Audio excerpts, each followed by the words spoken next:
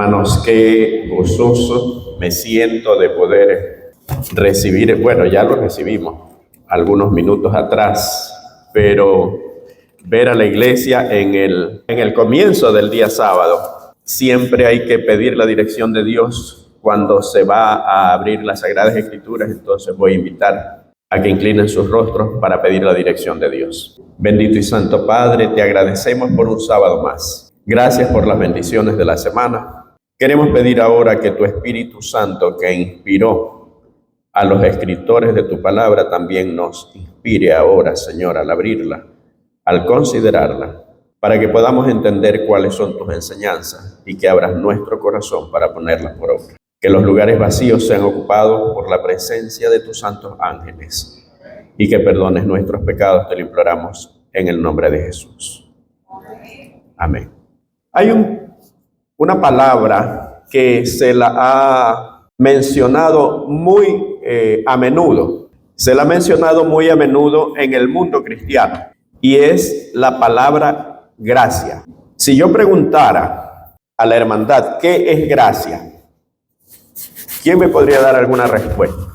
Y el texto que leímos dice, por gracia sois salvos, por medio de la fe, y esto no es de vosotros, pues es don de Dios. ¿Alguien podría, alguien valiente, no todos al mismo tiempo? Gracia es un regalo, algo inmerecido. Perdón. Un don que se otorga. Sí, y tienen razón, porque algo de eso, considerando la raíz de la palabra gracia, viene de una palabra griega que se escribe charis. El comentario bíblico adventista tiene varios conceptos, porque se la utiliza en varias ocasiones en la Biblia. En el Nuevo Testamento la encontramos alrededor de unas 150 veces. Y miren qué curioso. De esas 150 veces que la encontramos en el Nuevo Testamento, 100 veces es usada por el apóstol Pablo en sus escritos. 25 veces la usa Lucas en el Evangelio según San Lucas y en Hechos. Esto quiere decir que de las 150 veces que se menciona la palabra gracia en el Nuevo Testamento, 125 veces la comparten dos de los autores de los libros del Nuevo Testamento, o sea, Lucas y el apóstol Pablo. Si nosotros le preguntamos a uno de nuestros hermanos evangélicos qué es la gracia, más o menos nos respondería de la siguiente manera: ahora estamos bajo la gracia, dejamos de estar bajo la ley y ya no tenemos que guardar la ley para ser salvo.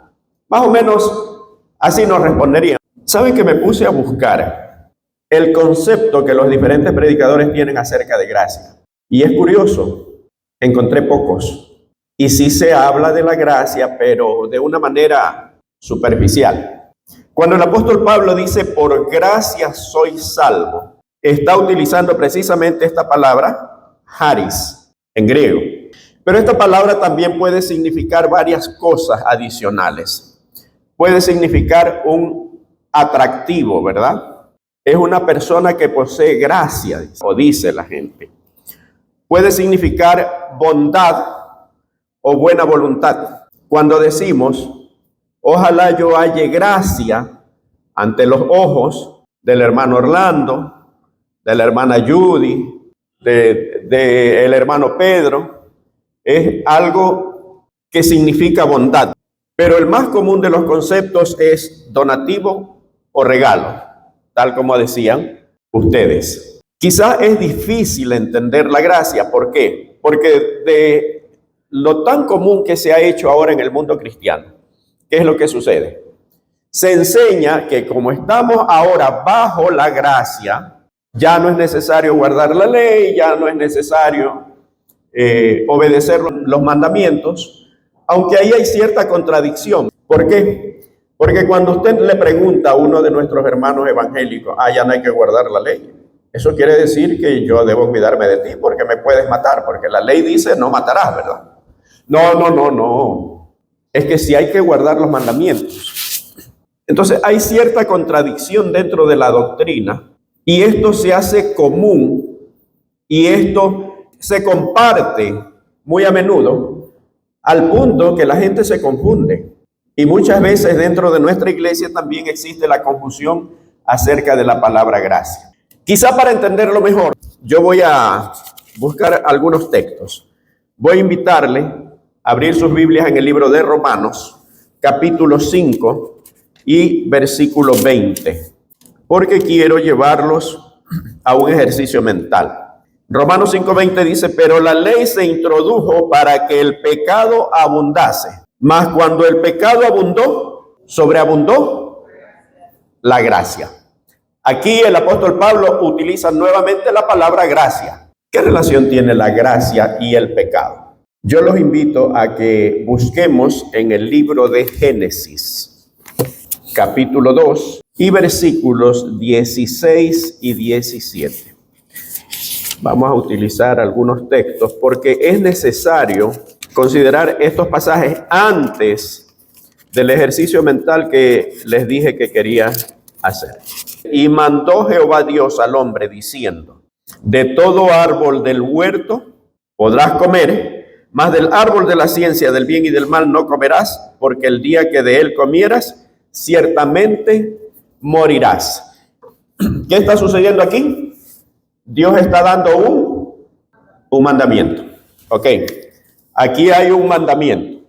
¿Qué dice Génesis capítulo 3 y versículo 6?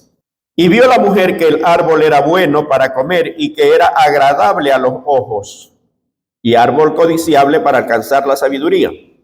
Y tomó de su fruto y comió y dio también a su marido, el cual comió así como ella. ¿Qué hay aquí? Desobediencia.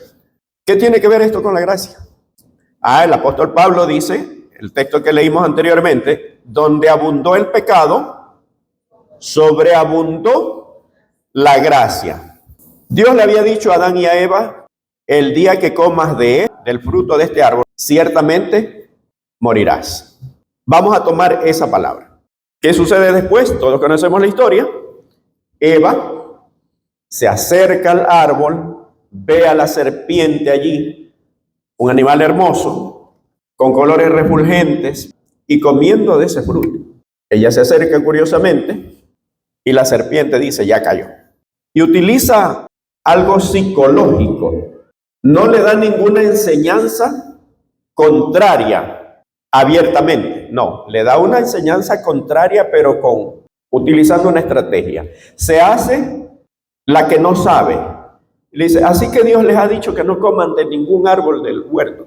Eva, muy generosa, quiso corregir a la serpiente. El primer error fue alejarse de su esposo. El segundo, acercarse demasiado al árbol que Dios le había dicho que no comase. Y después, enseñarle, entre comillas, a la ingenua serpiente. ¡Ay, pobrecita, no sabe!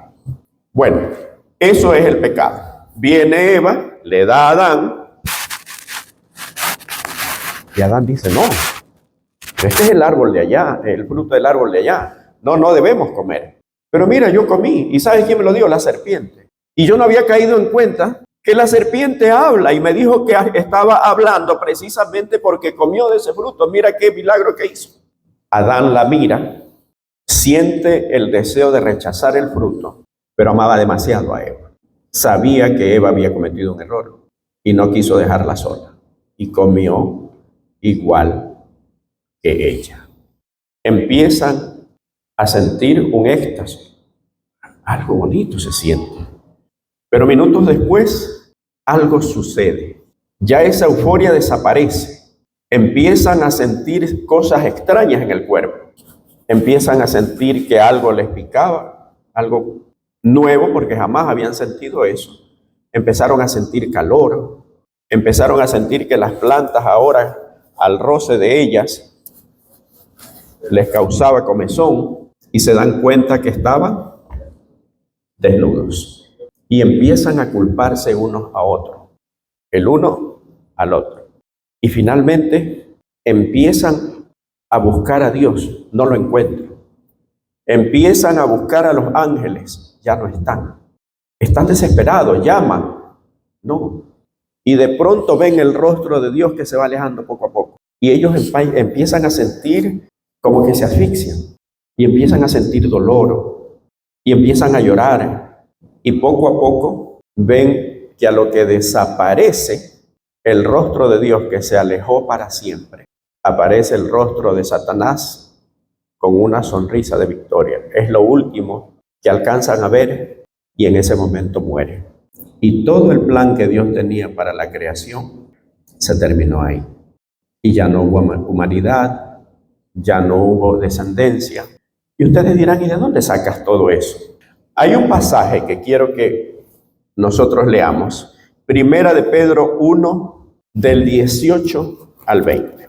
Sabiendo que fuisteis rescatados de vuestra vana manera de vivir, la cual recibisteis de vuestros padres, no con cosas corruptibles como oro o plata, sino con la sangre preciosa de Cristo, como de un cordero sin mancha y sin contaminación, ya destinado, el versículo 20, ya destinado desde antes de la fundación del mundo, pero manifestado en los postreros tiempos por amor de vosotros. Si no apareciera este texto en la Biblia y el otro que tenemos en Génesis capítulo 3 y versículo 15, lo que les acabo de narrar era lo que hubiera sucedido. ¿Por qué? Porque Dios les había dicho el día que de él coman, van a morir, y Dios no miente. ¿Saben por qué no murieron? Porque antes de la fundación del mundo ya se hizo provisión. Ahora vamos a seguir con el ejercicio mental para poder entender. En la misma historia que les acabo de narrar, están a punto de morir. Vamos a retroceder un poco. Están a punto de morir.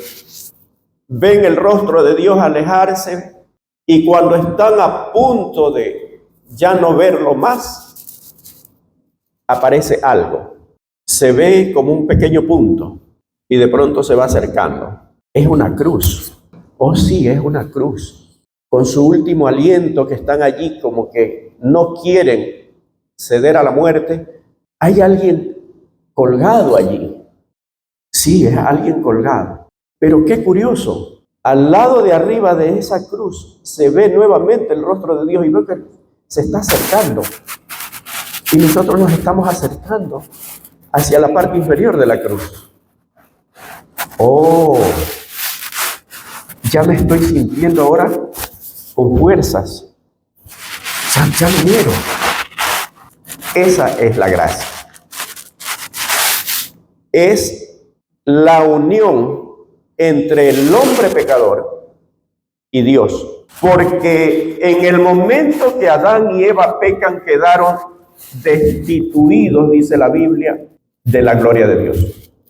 Quedaron literalmente destituidos. Mas, sin embargo, como se había hecho previsión acerca de un plan de salvación, entonces no murieron. Si tuviéramos que decir entonces qué es la gracia es el regalo que Dios le dio no a Adán y a Eva, le dio a este mundo para que pueda seguir su curso. ¿Hasta cuándo? Hasta cuando Dios la convierta nuevamente en cielos nuevos y tierra nueva, como dice Apocalipsis. No sé si estamos claros, ¿verdad? Entonces, ¿qué significa? La Biblia dice que Dios hace salir el sol sobre justos e injustos, y la lluvia cae sobre justos e injustos. La gracia es tan grande que alcanza no solamente a las personas que creen, sino a los que no creen. Porque aún el ateo vive gracias a la gracia, valga la redundancia. Porque si Cristo no hubiera ofrecido su cuerpo como sacrificio, todo terminaba ahí para Adán y a Eva y no habría nosotros no estuviéramos acá. Y no habría ateo, no habría creyente, no habría papa, no habría absolutamente nadie. No habría rey, no habría gobernantes, no habría ciudades, no habría nada. Sin saberlo, y aunque no lo quieran aceptar la gente, aun cuando se declare ateo y que no cree en Dios, agnóstico o lo que sea, vive gracias a la gracia. Porque eso dio continuidad al mundo. Eso dice la Sagrada Escritura. Cuando llama Dios a Adán y a Eva, no la llamó a Eva, lo llamó a Adán, le dice, ¿dónde estás tú? Y aquí hay que aclarar algo porque hay tantos movimientos feministas en el mundo, algunos de los cuales inclusive se están introduciendo dentro de la iglesia. Dios le da una responsabilidad a Adán de ser la cabeza de su hogar. Por lo tanto, en el momento cuando tiene que demandar y pedir explicaciones, no se las pide a Eva, se las pide a Adán. Y le pregunta, ¿dónde estás tú? ¿Dios sabía o no sabía dónde estaba Adán? Claro que sabía. Y él dice, es que escuché tu voz y tuve miedo y me escondí. Todos conocemos la historia. Ya se habían hecho delantales de hojas de higuera. Los que conocemos la higuera actualmente es una hoja muy pequeña, pero obviamente en aquel tiempo era una hoja muy grande que les ayudaba a cubrirse. Pero notemos que dice que se hicieron delantal, o sea, solamente se cubrieron la parte de adelante, porque esa es la justicia propia. Y Dios le hace una túnica de piel. ¿De dónde creen que salió la piel?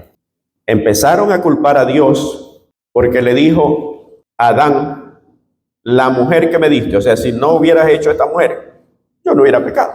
Le pregunta a Eva, la serpiente que tú creaste. En otras palabras, ¿quién terminó teniendo la culpa? Dios. Pero aquí está la parte, la mejor parte, ¿no? Jesús tiende un puente entre Dios y el hombre y lo hace a través de su cuerpo. Ahora entendemos por qué Jesús dijo, yo soy la vid y vosotros los pámpanos. Apartados de mí, ¿qué cosa? Nada podéis hacer. Jesús dijo, yo soy el camino, la verdad y la vida. O sea, en otras palabras, la vida que nosotros tenemos, si bien es cierto que Dios nos la dio, pero se la debemos doblemente. ¿Por qué? Porque nunca hubiéramos nacido. Entonces, esta vida le pertenece totalmente a Dios, porque Cristo es el dador de la vida. Y lo estamos viendo en las lecciones de este trimestre. Pero continuamos todavía. Existe una idea en el mundo cristiano. Nuestros hermanos evangélicos dicen, y yo no sé a quién se le ocurrió, es que en el Antiguo Testamento la gente se salvaba por la ley. Ahora nos salvamos, ¿por qué? Por la gracia. Y aquí viene la pregunta. ¿En algún momento alguien se salvó por la ley? Absolutamente no. Si Cristo es la unión entre el hombre, el ser humano que no merece nada, y Dios, Jesús dijo, apartados de mí, nada podréis hacer. Nadie viene al Padre sino por mí. Ahí es cuando empezamos a entender todos estos textos. Y ahí es cuando empezamos a entender a Hebreos 11, ¿verdad? Donde habla todos los que obraron, ¿por qué? Por la fe. Y leemos nuevamente lo que dice Romanos capítulo 5 y versículo 20.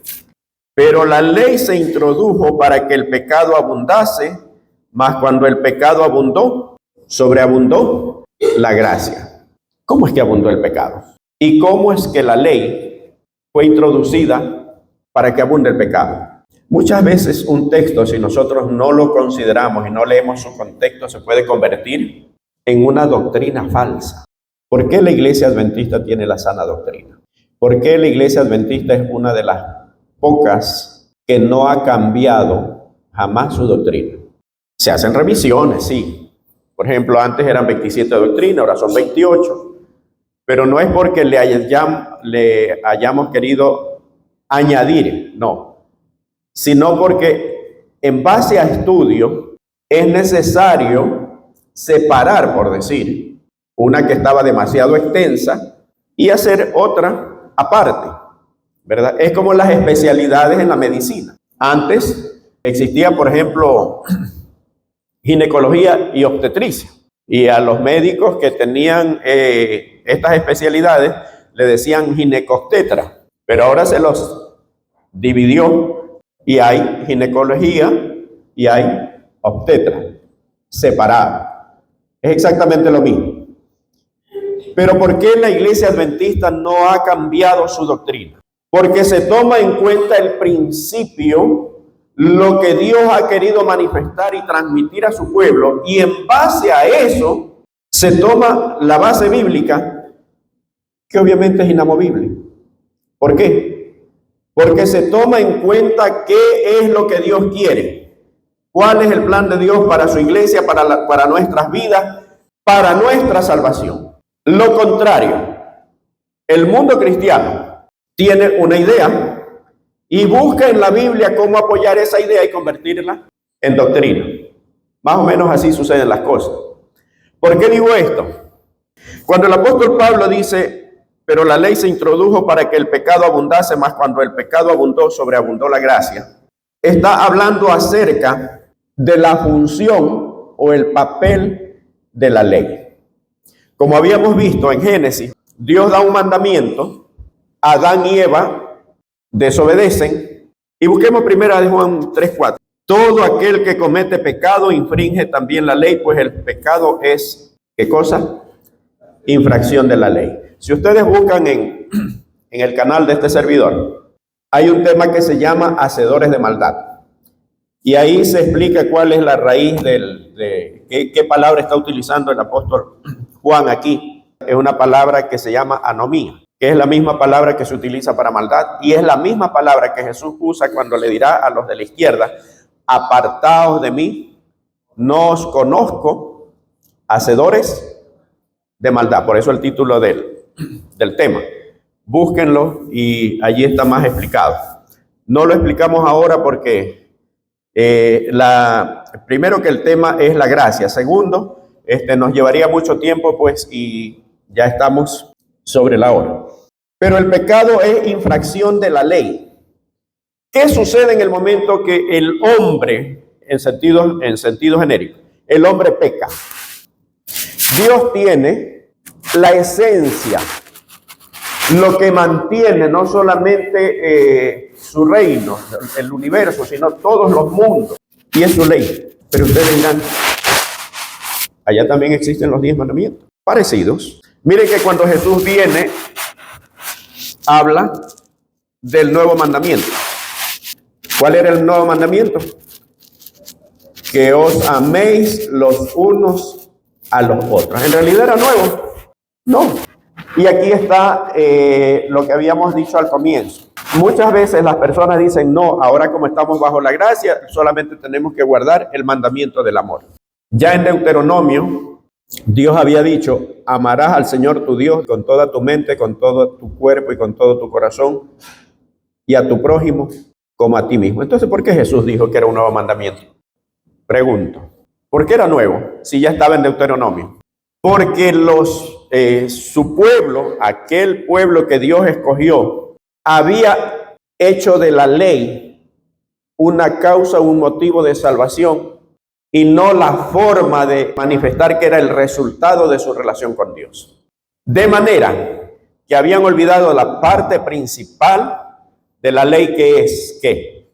El amor. Cuando Dios le dice a Moisés, aléjate de este pueblo, y yo voy a hacer de ti una gran nación, apártate. Yo la promesa que le hice a Abraham la voy a cumplir contigo, pero apártate de este pueblo, que yo los voy a destruir ahora. ¿Qué hizo Moisés? Moisés se postra ante Dios y le dice, Señor, si vas a destruir este pueblo, entonces ráeme a mí de tu libro. Es fácil amar a quien nos ama. Es muy fácil. Pero a quien no nos ama, qué difícil que es amar. ¿Por qué Moisés era el antitipo de Cristo? Ningún líder, creo que ningún líder religioso en el pueblo de Israel o antes de eso tuvo tanto amor para un pueblo rebelde como lo tuvo Moisés. Nadie. Cuando ellos estaban inconformes y decían, nos has traído aquí para matarnos en el desierto. Eso dice la Biblia, ¿verdad? Cuando les faltaba agua, cuando les faltaba comida, cualquier cosa que les faltaba, ellos decían, no, nos has traído aquí para matarnos en el desierto. Eso le decía el pueblo. ¿Saben lo que dice patriarcas y profetas que le querían decir o que le decían en realidad a Moisés? Como sabes que los egipcios nos dieron bastantes tesoros, joyas y de todo. Ahora tú nos quieres matar para quedarte con todo. Eres un ambicioso. No lo digo yo, lo dice patriarcas y profetas. Pero a ese pueblo rebelde que lo acusaba injustamente, que se le revelaba, que, como dicen en mi país, le querían hasta serruchar el piso. Su propia hermana, María y Aarón, acuérdense cuando Dios se enojó por su actitud y los hizo aparecer leprosos. Sí se acuerdan, ¿verdad? Hasta sus propios hermanos tenían envidia. Y sin embargo, Moisés, ¿qué dijo? Ráeme de tu libro. ¿Qué dijo Jesús? Padre, perdónalos porque no saben lo que hacen. Un líder que mostraba el amor de Dios que solamente lo mostraba Jesús. Y eso habían olvidado. Entonces convierten a la ley, según ellos, en el motivo de salvación.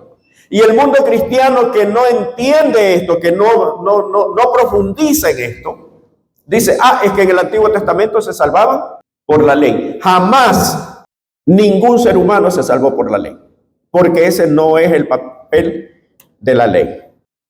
Si nos dijeran o si nos preguntaran qué es la gracia no solamente es la unión que hace Cristo entre la separación que produjo el pecado entre el hombre pecador y Dios, sino que es una caja de regalo. Es verdad lo que ustedes dicen, es un regalo. Pero un regalo tiene una envoltura, ¿verdad? Y adentro de la envoltura está lo que queremos regalar. Si nosotros sacáramos la envoltura del regalo, que es la gracia, íbamos a encontrar muchísimas cosas allí que estaban en otra cajita más. ¿Y saben cómo se llama esa cajita más que está adentro de la caja grande de regalo? Se llama plan de salvación. ¿Por qué este plan de salvación está o es el regalo de la gracia? El propósito de Satanás al hacer pecar a Adán y a Eva era en tener un lugar donde estar y donde ir. Apocalipsis dice que no se encontró lugar ya para él en el cielo. Y cuando dice que no se encontró lugar para él, quiere decir que Dios en su infinita misericordia estaba buscando dónde ponerlo.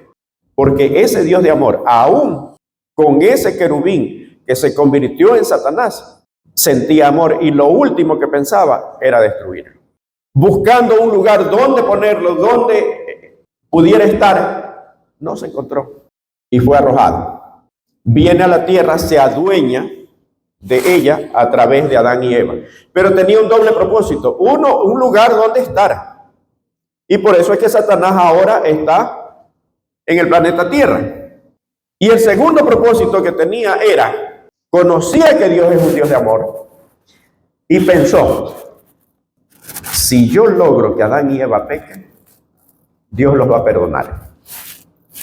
Pero como Dios no es injusto, si los perdona a ellos, tiene que perdonarme a mí y a todos los ángeles caídos. Ese era el plan de Satanás. Y en cierto sentido le funcionó. ¿Por qué? Porque logró hacer caer a Adán y a Eva.